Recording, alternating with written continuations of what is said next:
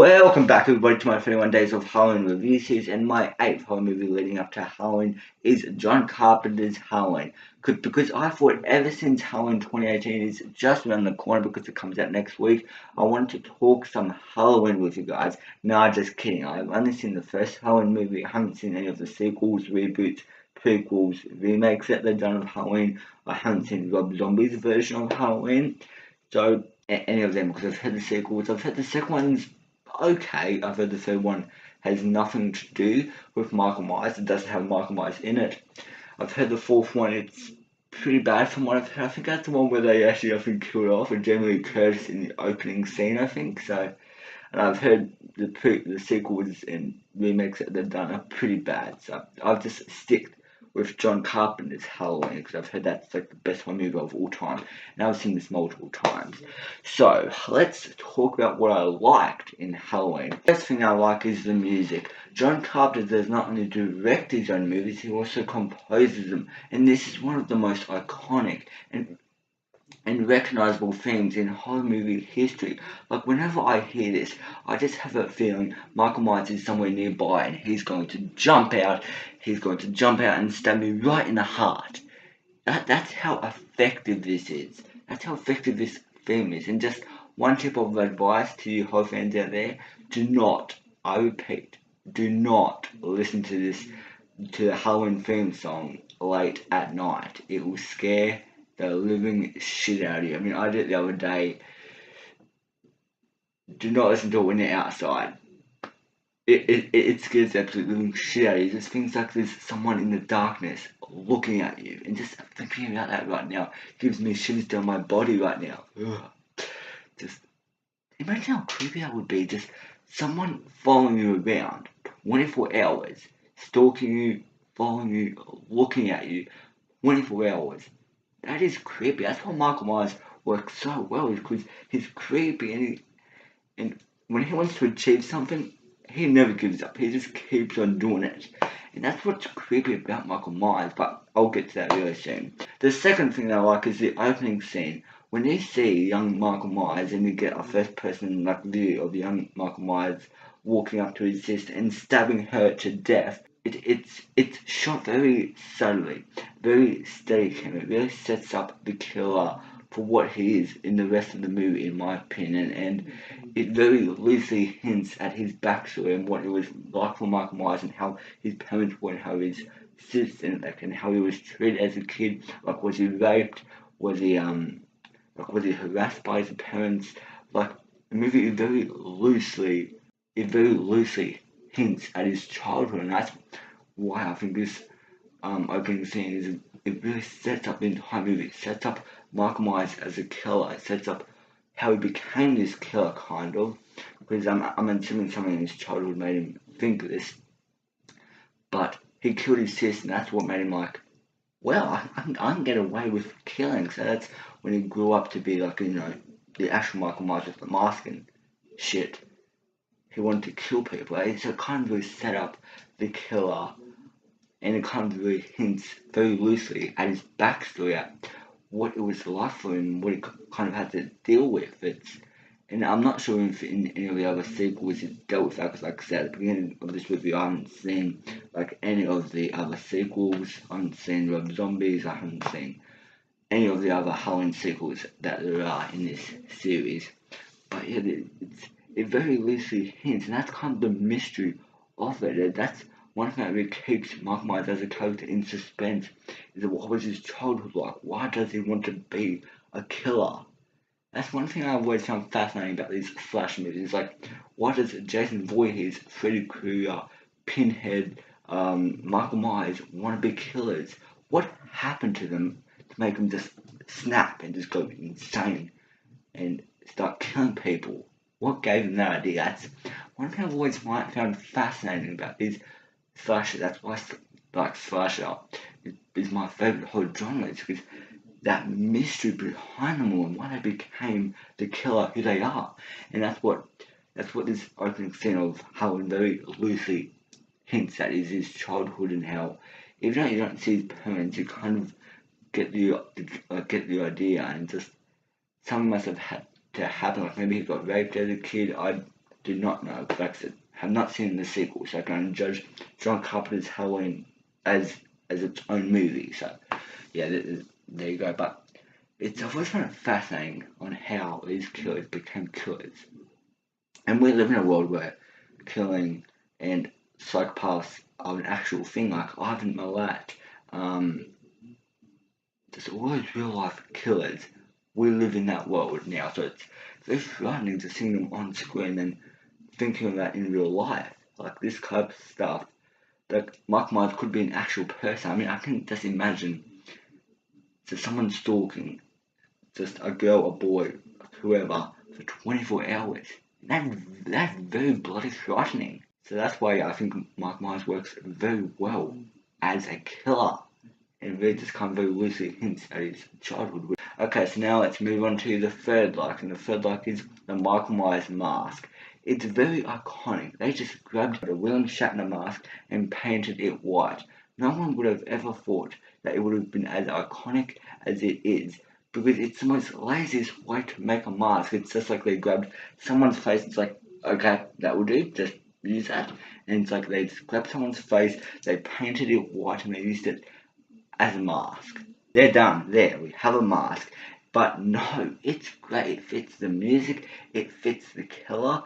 It's like, that's like the most cheapest way you could possibly make a mask. And then 20 years later, it's become the most iconic horror mask of all time. It's like, that's a mask you could buy at the reject shop for like $1. And they made it that iconic.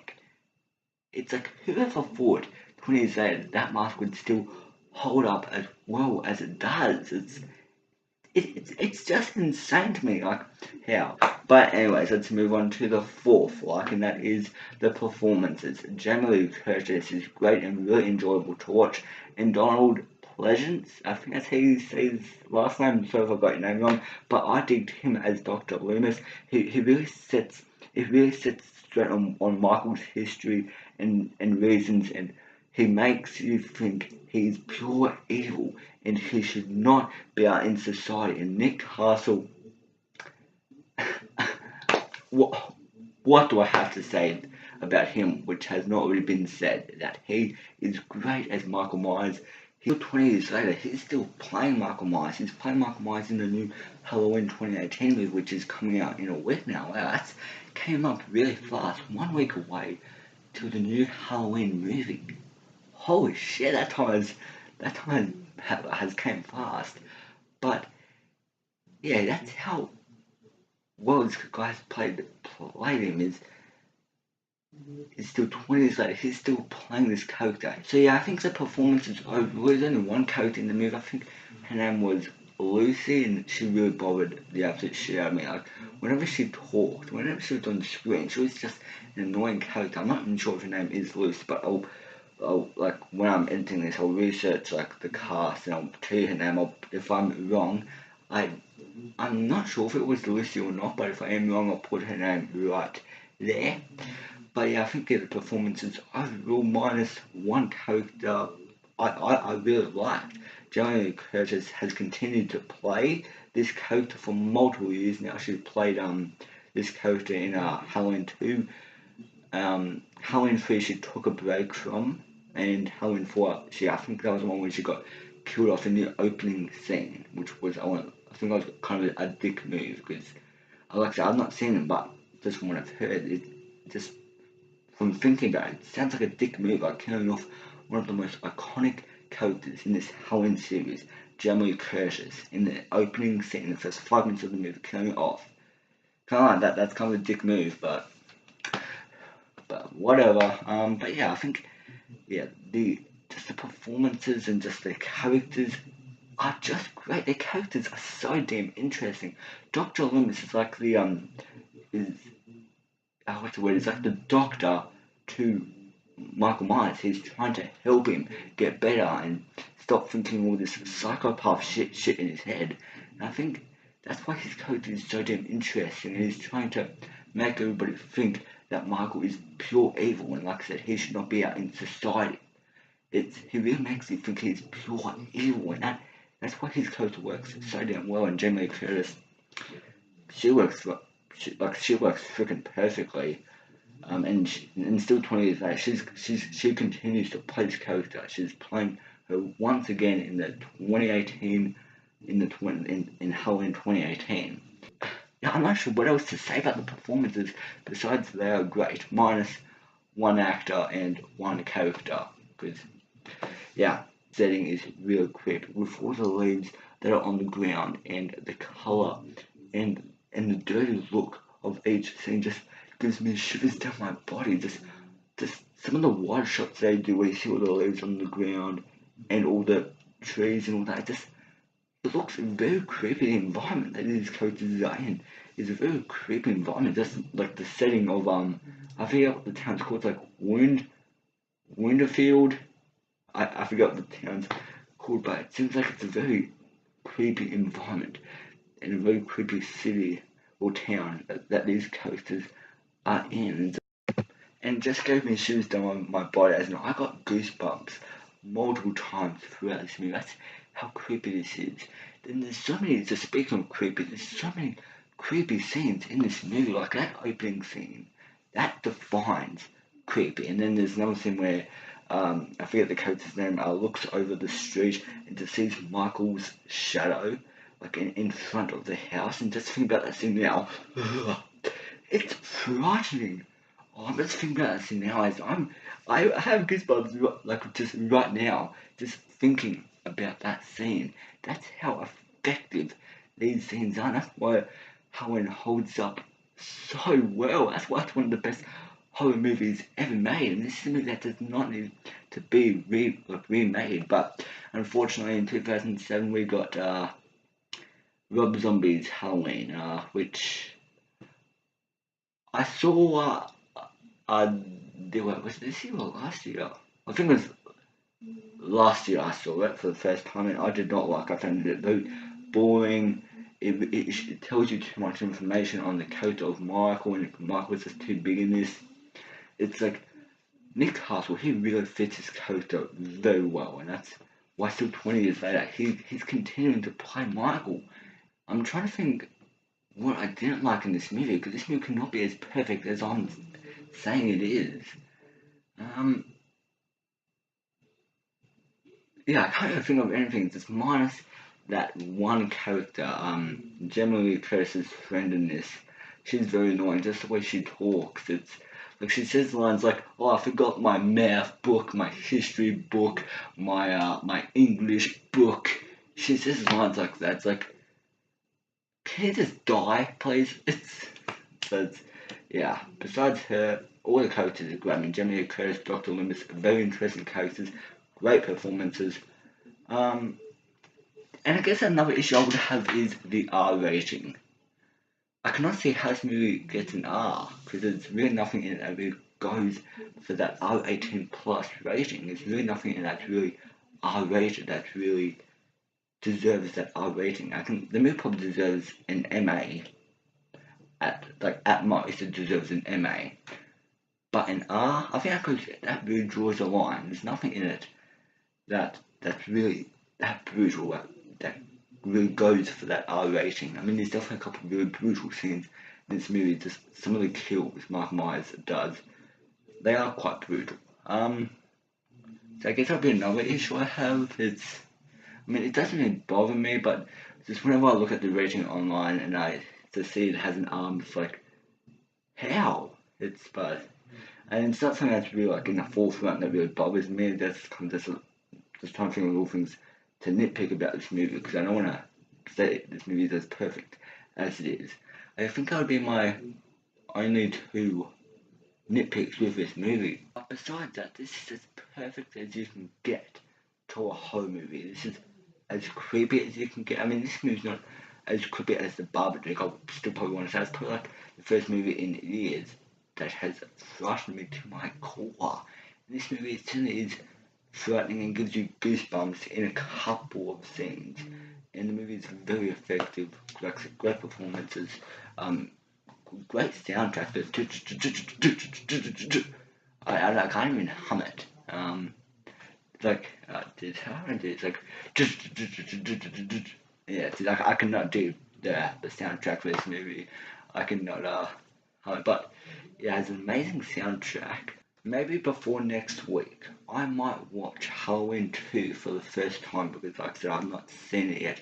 Or I might do a you watch it with me because that's a new segment I have started up on my channel. I think I've done two you watch it with me's on my channel. So far, I did one for Ghost Rider, and I believe it was another movie. Ghost Rider, and it was something else. I forget, but or I might do that. Like let me know. Do you think I should review it, or do you think I should do a you watch it with me? I think the you watch it with me will be a lot more fun. I can actually connect with you guys more, and I find I'd just have a lot of fun filming those kind of videos. But anyway, so yeah, you let me know down in the comments. Do you want a review on it? Or do you want to you watch it with me for the first time? I'll give you my first reactions, my first thoughts on it. But I know. We'll have a fun discussion in the comment section down below about which one you want me about which one you want me to do. Okay, so my rating for John Carpenter's Halloween is Mize-tastic.